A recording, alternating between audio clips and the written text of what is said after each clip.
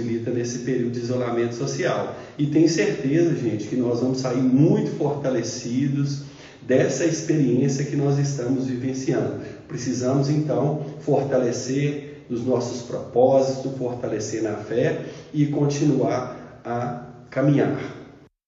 Nós vamos passar juntos aproximadamente 35 minutos, e para iniciar, como sempre, nós vamos fazer a nossa prece unidos no pensamento, com o coração, com as vibrações, embora afastados fisicamente, mas com o mesmo propósito, o mesmo objetivo, rogar a assistência e o amparo de Jesus, para que possamos, através dessa união de propósitos, nos encontrarmos no vosso Evangelho, Senhor. Que a espiritualidade amiga envolva todos nós, onde quer que nós estivermos, em clima de harmonia, serenidade e entendimento, a fim de que possamos, através da reflexão do vosso Evangelho, equilibrarmos nossa mente e o nosso coração. Senhor Jesus, Tu mesmo nos ensinastes, onde tiver mais de um reunido em Teu nome, Tu ali estaria, ou se faria representar. E é nessa certeza, Senhor, de estarmos juntos, é que nós vamos dar início ao nosso estudo da noite, na vossa santa e bendita paz. Que a alegria possa envolver os nossos corações, que a falange de benfeitores da casinha de Bittencourt Sampaio se faça presente em todo o ambiente onde nós estivermos e que possamos receber a intuição amiga da espiritualidade nesse momento. Assim seja. Companheiros e companheiras, nós escolhemos aqui, um trecho para falar, uma passagem de Jesus, está narrada no único evangelista, que é o João, capítulo 8, versículo de 3 a 11. É a passagem da mulher adúltera. Uma passagem muito conhecida por todos nós, mas que traz elementos riquíssimos. Toda vez que eu a leio, eu emociono com alguns detalhes e fico pensando. O Espírito Emmanuel, ele traz muitos ensinamentos em torno dessa passagem e a gente vai juntando as peças do quebra-cabeça, entendendo que nós temos ainda muita limitação de interpretação. Mas ficamos muito felizes porque o apóstolo Pedro é que ensina, que nenhuma das escrituras é de particular interpretação. Então, à medida que a gente for evoluindo, nós vamos estudando o Evangelho de Jesus e vamos tendo novas visões, novas percepções. As passagens, elas retratam acontecimento e retratam também simbologias. E a gente precisa extrair esses símbolos para o estudo e para a gente compreender, porque é muito mais do que uma passagem, muito mais. Cada palavra, cada gesto, cada palavra não falada, cada silêncio representa muito, mas nós temos inúmeras limitações para interpretação. Então nós vamos pegar alguns trechos aqui da passagem, peço licença para ler um pedacinho para a gente nós podermos nos situarmos melhor. A mulher adúltera, capítulo 8, 3 a 11. Os escribas e fariseus conduzem uma mulher apanhada em adultério e a colocam em pé no meio. Dizem a ele: Mestre, esta mulher foi apanhada em flagrante adulterando. Na lei nos ordenou Moisés serem apedrejadas tais mulheres. Portanto, que dizes tu? Diziam isto tentando-o, para terem de que o acusar. Jesus, porém, curvando-se para baixo, escrevia na terra com o dedo. Mas, como continuavam a interrogá-lo, desencurvou-se e lhes disse: Quem dentre vós estiver sem pecado, atire sobre ela a primeira pedra. E inclinando-se novamente, escrevia na terra. Os que tinham ouvido saíam um por um, começando pelos mais velhos. Foi deixado sozinho e a mulher estava no meio. Desencurvando-se, Jesus disse a ela: mulher, onde estão? Ninguém te condenou? Disse ela: ninguém, Senhor. Disse Jesus: nem eu te condeno. Vai e a partir de agora não peques mais. Está aí a passagem colocada. Nós vamos extrair alguns elementos para fazer alguns comentários. São muitos, né? Um estudo desse aqui da passagem, a gente ficaria meses pegando frase por frase, palavra por palavra, fazendo a interação e a interpretação no contexto histórico e no contexto bíblico. Mas nós vamos pegar alguns protagonistas aí, os escribas e os fariseus, e vamos falar dos escribas e os fariseus sobre as duas vertentes, quem eles se sentiam quem eles se sentiam, como eles se sentiam, e também qual que é a projeção deles no povo, porque eram autoridades, né? O que repercutia essa autoridade no povo. A mulher adúltera, que é importante falarmos sobre a mulher adúltera. A lei, nós vamos comentar sobre a lei. O silêncio de Jesus, que fala muito, é eloquente, né? O ensinamento, que é aquele que não tem pecado, que atira a primeira pedra. E o finalzinho, vai e não peques mais. Nós vamos fazer alguns apontamentos. Bom, quanto aos escribas e os fariseus, esses eram pessoas cultas. Os escribas, como a palavra indica, eles traduziam, eles escreviam, era minoria. Eram pessoas, os fariseus da mesma forma, envolvidos, tidos como uma casta superior. O Espírito Emmanuel chega a dizer que são pretensos detentores das concessões divinas. Ou seja, eles entendiam, se julgavam melhor do que os outros. Então vejam bem nessa primeira reflexão, nós todos temos que nos colocar como essas personagens da passagem, né? Para a gente poder entender os ensinamentos na sua amplitude. Então, eles se sentiam melhor e privilegiados. Quer dizer, quem deveria acolher, traz para acusar. O pastor deve conduzir a ovelha, mas não, leva para o matadouro e para a acusação. Por quê? Porque, em verdade, como Jesus ensina, são sepulcros calhados. E aí, gente, vamos voltar para nós o holofote? Né? Será que a gente pensa, nós imaginamos, ou temos certeza que somos alguma coisa que nós efetivamente não somos? Sepulcros calhados ensinam o Cristo. Branquinho, bonito por fora e podre por dentro. É pesada a fala, mas é dessa forma mesmo. Quem deveria conduzir, na verdade, quer representar aquilo que não é. Por que isso? Porque, em verdade, companheiros, quando nós evidenciamos e apontamos um defeito do outro, nós queremos, em verdade, num processo quase que de inconsciência, porque a gente quer ser aceito no grupo onde nós atuamos, no ambiente familiar, no ambiente de trabalho, nós queremos ser aceitos. Então, quanto mais eu aparentar que tenho virtude, apesar de não ter, mais aceitação no ambiente social eu terei.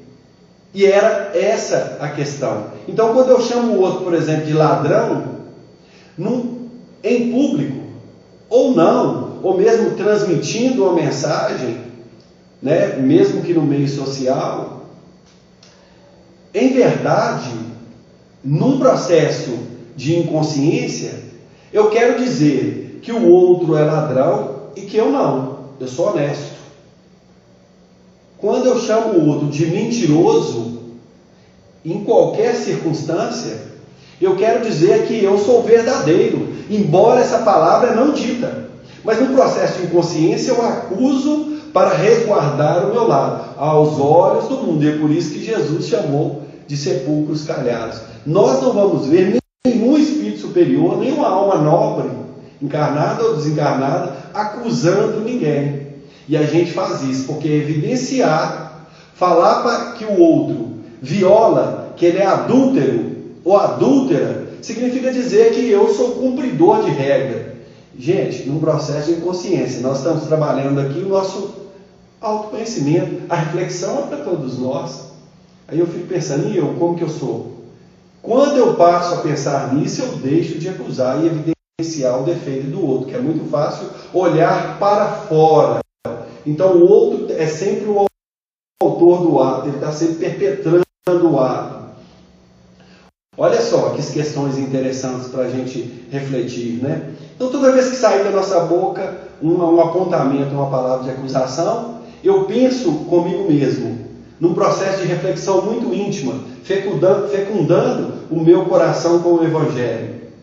Eu sou o oposto disso que eu estou acusando? Ou eu também tenho, meu coração está tisnado dessas mazelas? E eu estou acusando por quê? Eu estou falando por quê? Embora o racional me fala que isso me parece verdade, porque em verdade, quando eu aponto, quando eu trago para o centro alguém que está em erro, está adulterando, eu quero esconder as minhas mazelas e as minhas dificuldades e, portanto, ser aceito no grupo, aparentar, na verdade, aquilo que eu não sou. Só que isso cai por terra. Isso cai por terra, né? Em um plano real, dos escribas e dos fariseus. Estava pensando em um casozinho de autor desconhecido, um pacote de biscoito. Uma moça chega na rodoviária para pegar um ônibus e aí ela compra um pacote de biscoito, né? Esse biscoito redondinho que vem um em cima do outro, assim, no pacotinho. E aí ela senta do lado, senta um senhor do lado dela e começa a enfiar a mão no pacote de biscoito que está do lado e começa a comer. Então ele come um biscoito, ela já olha e pensa que desaforo dele, comeu meu biscoito sem pelo menos me pedir, e começa a questionar aquilo, vai ficando indignada, mas também não chama a atenção do homem, mas vai ficando indignada e ela passa a comer, e ele olha para ela com um gesto amistoso, faz um carinho e tudo mais, e fica muito bem. E ele come um, ela come um, ele come um, ela come um, e ela vai ficando cada vez mais enfesada, né? Cada vez mais nervosa, chateada com aquilo, acha um absurdo, pensa em chamar, inclusive, as autoridades ali para intervir, pensando como as pessoas são egoístas, como as pessoas não têm educação. E aí dá o horário do ônibus dela, né? Quando faltava o último pacote de biscoito, ela pega aquele pacote, pega o último biscoito e dá um arrancão e sai, enfia na bolsa e olha para ela amistosamente. Ela entra no ônibus. Quando senta no ônibus, ela percebe que o trocador vai passando para pedir a passagem para conferir, que ela abre a bolsa, ela vê que o pacote de biscoito dela está lá inteiro e que aquele biscoito era do senhor que tinha comprado no mesmo lugar e colocou do lado dela. E ela, inadvertidamente, né, confundiu, achou que era o dela. Geralmente é assim. A gente sempre está mirando no outro e projetando os nossos defeitos no outro. Em verdade, a maioria das vezes, nós é que estamos comendo o biscoito do outro. A verdade é essa. Então, são sepulcros calhados. Aí nós, como escribas e fariseus, olhando a nossa intimidade, gente, olha, sem dar chicotada nas costas, nada disso, mas numa reflexão sincera conosco mesmo. Agasalhando nossas sombras, né, como ensina o Carl Gustav Jung, olhando realmente, sem querer expulsá-las, mas tendo a visão da realidade de nós mesmos, sem querer parecer aquilo que nós efetivamente não somos. Aliás, o livro Espírita tem uma questão que fala a respeito disso, né? A respeito, nos conclamando ao autoconhecimento como uma das maneiras da gente galgar e da gente evoluir, né? O autoconhecimento, olhar para dentro de nós mesmos. O segundo aspecto dos escribas e os fariseus é porque eram autoridade. Percebam, na passagem, eles saem com a mulher, arrastando a mulher, que ela não queria ir, provavelmente, arrastando a mulher, a gente ali, e as pessoas vão. Quem está levando? São os escribas e os fariseus, são autoridades. Olha, nesse segundo momento, nós temos que pensar que nós representamos uma autoridade em qualquer situação que nós estejamos, no tempo e no espaço. Qualquer jeito, em qualquer lugar, nós temos autoridade de pai, de mãe, de irmão, de professor, de terapeuta, de trabalhador de casa espírita, de responsável pelo estudo, presidente da casa. Nós temos, e a gente, nós provocamos algumas reações nas pessoas. As pessoas tendem a obedecer à autoridade, tendem a obedecer. Se falar, por exemplo, gente, a partir de hoje pode sair todo mundo sem máscara, porque foi comprovado isso, aquilo, assim, o Ministério da Saúde falou que pode, a gente sai. Grande parte. Se um prefeito municipal, com a comissão dele lá, ele decreta alguma coisa, a gente fala, não, já pode abrir, já pode fazer isso, talvez não toma nem os cuidados, respaldado pela autoridade, porque há uma tendência nossa a respeitar essa autoridade. Nós temos algumas questões de não respeito à autoridade, quando vai de encontro a algumas questões muito íntimas, mas há uma tendência nossa. Então, o que a gente provoca? Eu lembrei de um filme, eu não sei se é Um Tiro no Jardim de Infância, com o Arnold Schwarzenegger, eu não sei, eu acho que que ele fala para o filho dele, não saia daí nem se a casa cair ou o prédio cair. E realmente o prédio cai, não sei se com bomba, tem muito tempo que eu não assisti, se é terremoto, alguma coisa assim. Cai e o menino não sai, ele fica ali. Então, no meio daqueles escombros, aquele tumulto todo, ele vai buscar a criança onde ela estava. Ela estava porque ele sabia a autoridade que ele representava. Estou falando isso, gente, porque os escribas e os fariseus estavam arrastando a multidão, e a multidão ia só aglomerando essa multidão, né? Então, a autoridade que representa para nós, vocês vão lembrar, e eu não poderia deixar de citar, né? Paulo, e a obra Paulo e Estevão, quando Paulo vai para o deserto, encontra lá com o casal Átila e Prisca. E aí ele Saulo, né, eles não sabiam quem eram ele. E aí eles começam a narrar o que aconteceu com as perseguições, os desmando da autoridade Saulo de Tarso, na vizinhança toda, na região toda. O Saulo nem sabia que eles tinham detonado as casas, eles tinham saqueado, todos estavam sob o comando dele, estuprado mulheres, sabe? Diversos homicídios, sob a autoridade dele. Então, gente, nós temos essa tendência, quer dizer, qual a minha repercussão enquanto autoridade, enquanto professor na sala de aula, sabe? Enquanto todos nós exercemos, o que a gente repercute no outro. Isso que a gente precisa. Quando você fala alguma coisa com alguém, num atendimento fraterno, numa fala de amigo, aquilo vai fundo. Às vezes a gente encontra com pessoas. Ontem mesmo eu encontrei com um e falou, Robson, eu lembrei de uma palestra. Aquilo abriu minha mente, cara, e já tem anos isso. E foi contando os detalhes e tal. Quer dizer, gente, há uma repercussão muito grande, sobretudo quem detém um poder, uma autoridade. E nós todos detemos dentro, guardado as devidas proporções, essa autoridade, inclusive como irmão mais velho, né? Todos nós detemos, e a gente precisa refletir em torno disso. Um psicólogo norte-americano, Stanley Milgram, ele fez uma pesquisa sobre autoridade. Ele é muito interessante, que ele demonstrou por A mais B que a gente tende a obedecer à autoridade. A pesquisa era o seguinte, eles colocaram alguns atores, né, elaborando a pesquisa, e algumas pessoas que iam ser pesquisadas, entendendo que os Estados Unidos estavam fazendo uma pesquisa para fazer um teste, quanto a pessoa suportava de choque e tal. Então eles colocavam os atores que seriam vítimas do choque e a pessoa que seria testada em razão dessa pesquisa, e aí começava com um choque de 15 volts. Então dava um choque de 15 volts, a autoridade que estava lá falava, isso é uma pesquisa dos Estados Unidos. Pode continuar o choque, mandava continuar a dar o choque. E a pessoa olhava e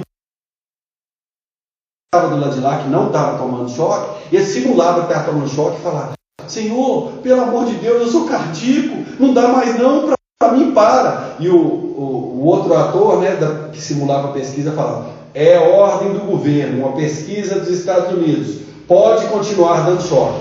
Todo mundo apostava que eles iam parar, que aqueles que estavam sendo testados iam parar, mas eles não paravam. E o ator babava, caía, falava: eu não aguento mais, e ele continuava a dar choque, eu sou cardíaco e tal. E a pessoa olhava para quem estava coordenando a pesquisa e dizia: é uma pesquisa, continue. E é interessante, gente, que as pessoas continuavam com choques até de 150 volts. É claro, deveria matar, né, a pessoa que está sendo submetida ali, mas era só uma encenação. E é interessante o resultado da pesquisa, está publicado, se vocês tiverem curiosidade de pesquisar. Foi na década de 40 isso, porque ele não entendia como que as pessoas, na Segunda Guerra Mundial, eram conduzidas por determinada autoridade a fazer determinadas coisas, como que podia não ter senso de humanidade, né?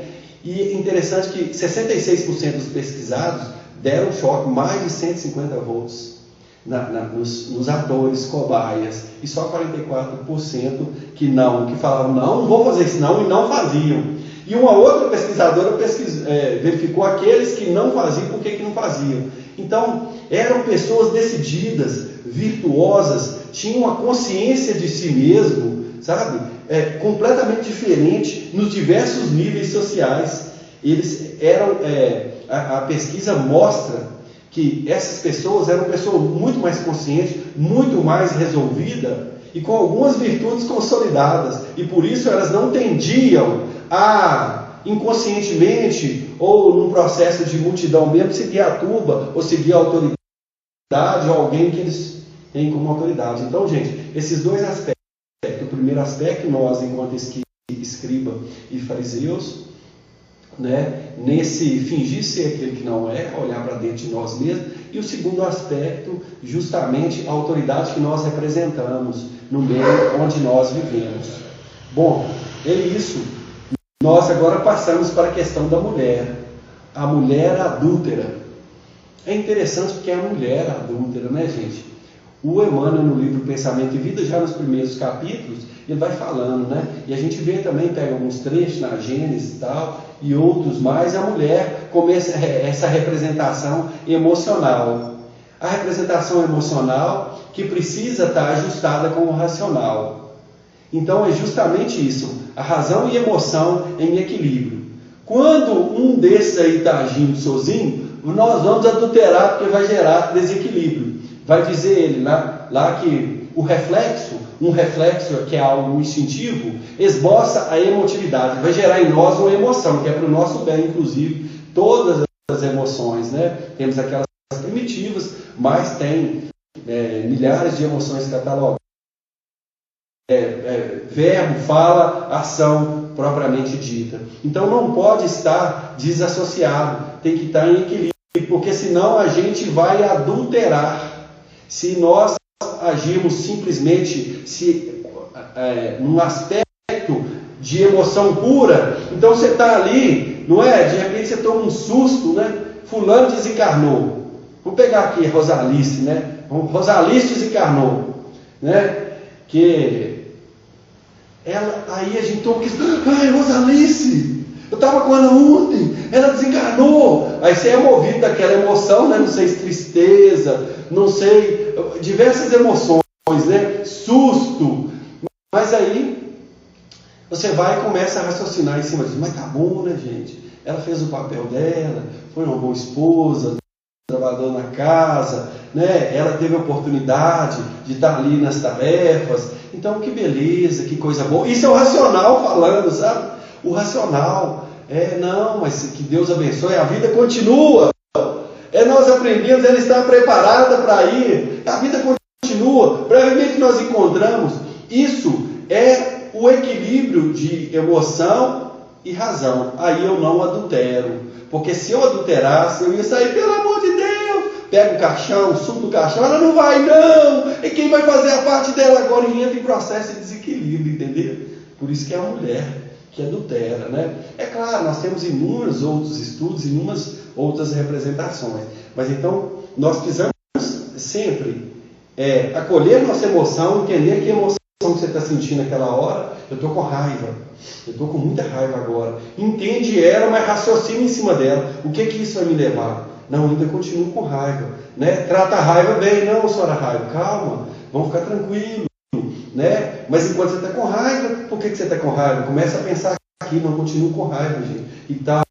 Mas deixa a raiva, ela vai passar uma hora. Não adianta querer cortar também de uma vez, que você não vai conseguir. Então você acolhe sua emoção, começa a conversar com ela, e daí ela vai durar um tempo, e depois ela vai embora, e sem a gente materializar essa raiva num processo de adulteração. Né? Eu acho que é dentro desse aspecto que a gente queria comentar. Tem que olhar a hora aqui, porque senão a gente passa muito, né? E aí fica complicado dentro da nossa proposta. A lei, né, gente? Fala assim, eles falam assim, os escribas e os fariseus, a lei fala, a lei manda, a lei fala que tem que apedrejar. A lei para o outro. Na verdade, até voltando aos fariseus, nós deveríamos chamar para nós a lei.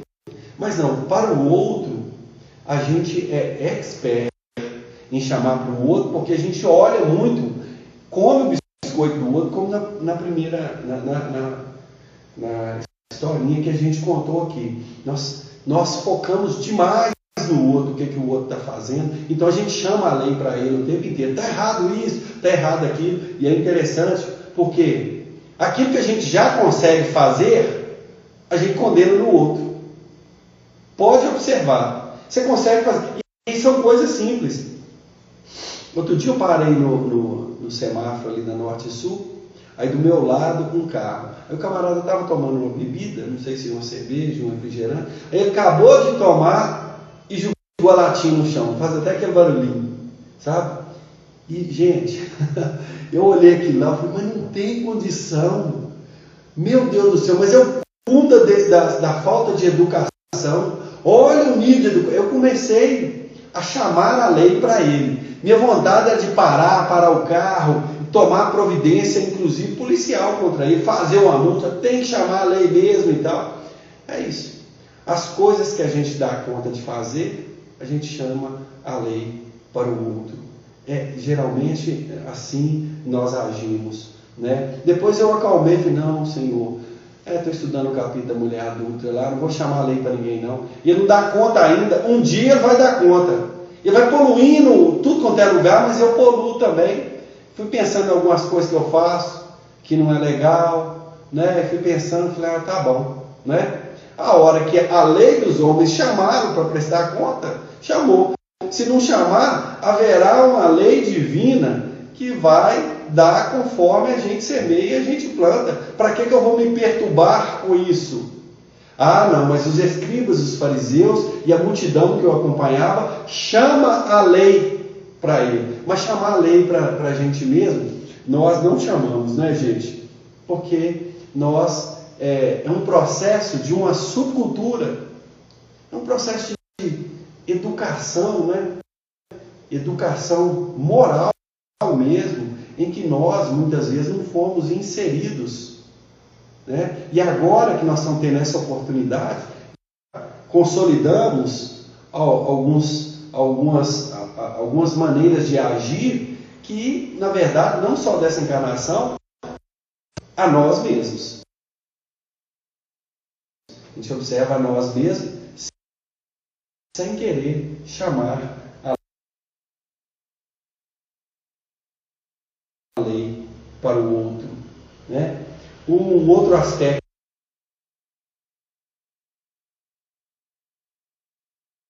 que nós precisamos salientar nessa passagem é o silêncio de Jesus. Porque eles falam, a lei fala e tu que dizes.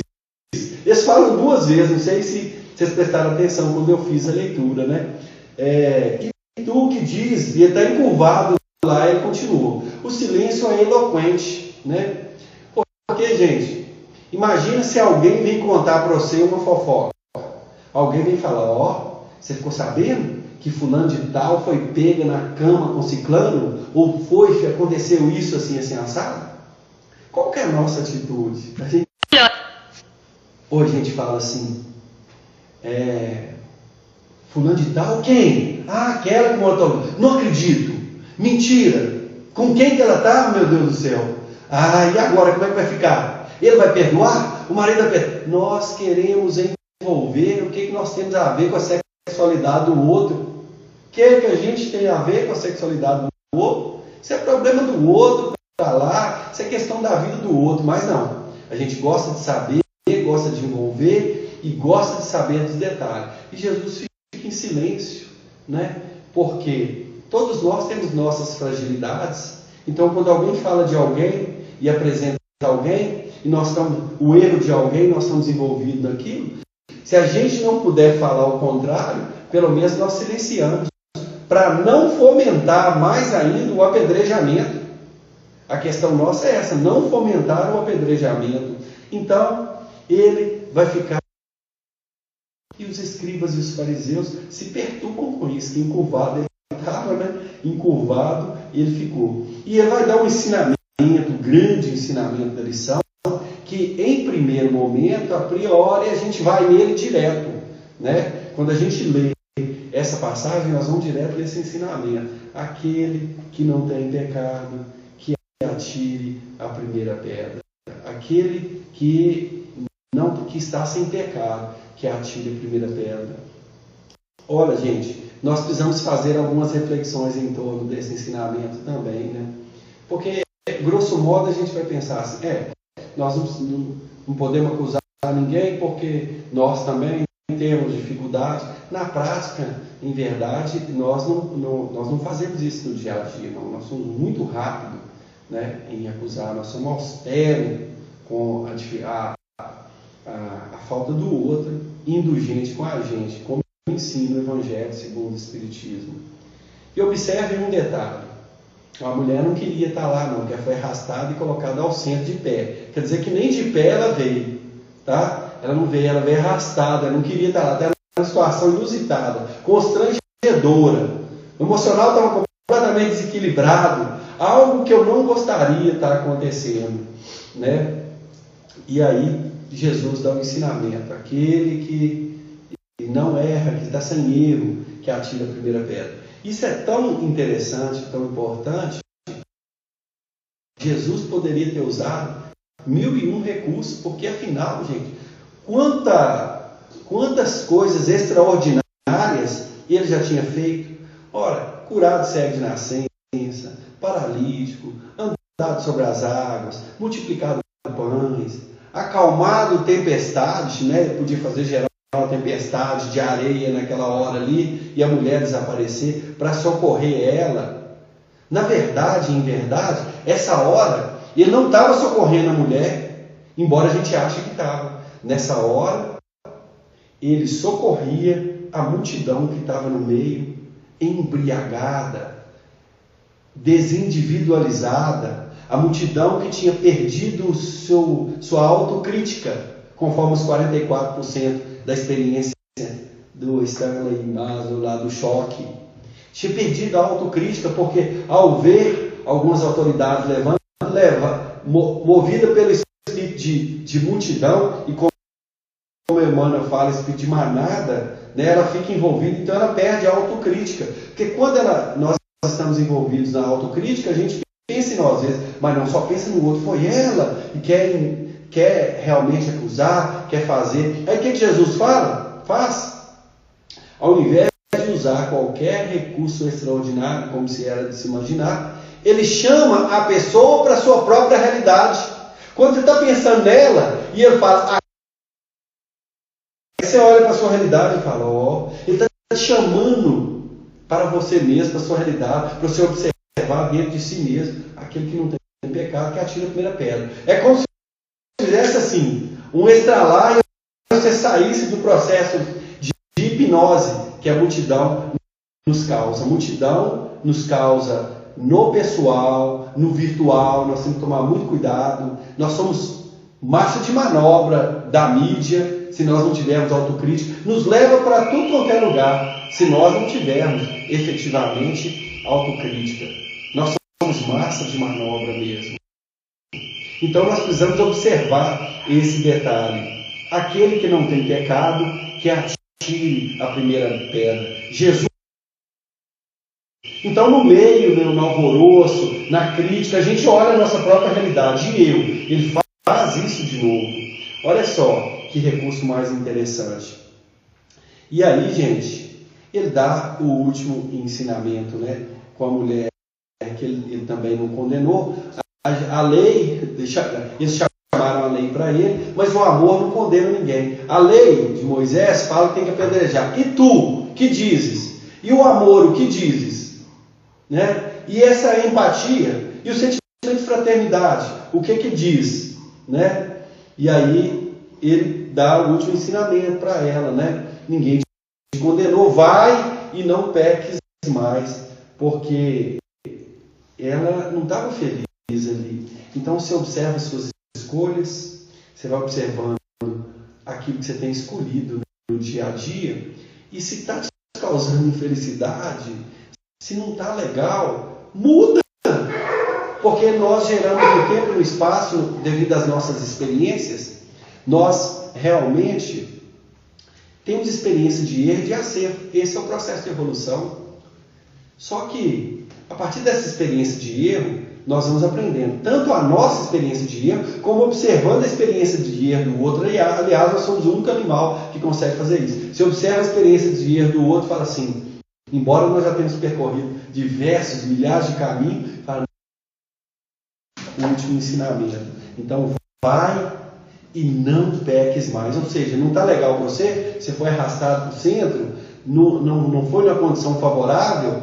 Então, pense nas experiências que você está vivendo agora, dentro do seu lar, dentro dos locais. Você quer mudar? Você deseja mudar? Ora, você pode mudar. Você pode mudar. Basta você tomar uma postura diferente da que você vem tomando. Se aquela que você tomou, efetivamente, não está te agradando. E para isso, meus irmãos, nós temos o Evangelho de Jesus que nos ensina com tanta clareza sobre o auspício, né? Sobre a interpretação dos espíritos. Nós temos as casas espíritas que nos acolhem. Aliás, a gente sente falta demais da conta. A gente faz as lives, nós estudamos, a gente lê livro. Gente, mas parece que fica um buraco no coração. E eu me sinto despreparado ainda para ficar sem esse aconchego numa casa, né, que nos acolhe. A gente fala que é trabalhador da casa, mas a casa é que está nos acolhendo por misericórdia mesmo, né, gente? Porque, nossa, e agora nós estamos vivendo esse período, essa experiência inusitada, experiência importante para todos nós, testando nossos valores, testando nossas forças, né? Nós precisamos refletir em torno do que nós temos aprendido. E aí dar o nosso contributo de sermos pessoas melhores, né, dentro dessa proposta de ensino de Jesus, que vem fecundar o nosso coração. E aí a gente também, através de posturas de amor, daqueles que estão ao nosso redor, com ações de amor, com ações que retratam o Evangelho de Jesus. Amigos, companheiros, agradeço imensamente essa oportunidade de mais um ano participar, né, do mês de aniversário da Casa de Bittencourt Sampaio. Nossa, bom demais dar conta a gente poder envolver com esses estudos, né? Como eu disse, as nossas fragilidades, limitações e fraquezas, né? Se a gente, às vezes nós caímos muito no padrão vibratório, então a gente precisa estar envolvido com o estudo, com a prece, com a fala, com a meditação, né? Para nós podermos dar continuidade e cumprir com nossos compromissos, nossas responsabilidades. Então agradeço imensamente de coração, um beijo no coração de todos, e nós vamos encerrar fazendo a prece em agradecimento a Deus nosso Pai, a Jesus, que é o nosso divino pastor, aos guias espirituais, por esse momento em que nós estivemos unidos num só propósito, agradecendo imensamente todos os recursos educacionais que temos recebidos presentemente e pedindo à espiritualidade que continue depositando confiança em nós, porque desejamos ser instrumentos dóceis, apesar das nossas limitações, das nossas fraquezas, mas com Jesus nós podemos. Então, que a paz e que o amor se faça presente em nossos corações, que adentre em cada lar e leve equilíbrio, contentamento, alegria, amor realmente, e que nós possamos revelar o Cristo em todos os locais onde nós estivermos, através das nossas boas vibrações. Que assim seja. Muito obrigado, meus irmãos, e fiquem com Deus e até a próxima.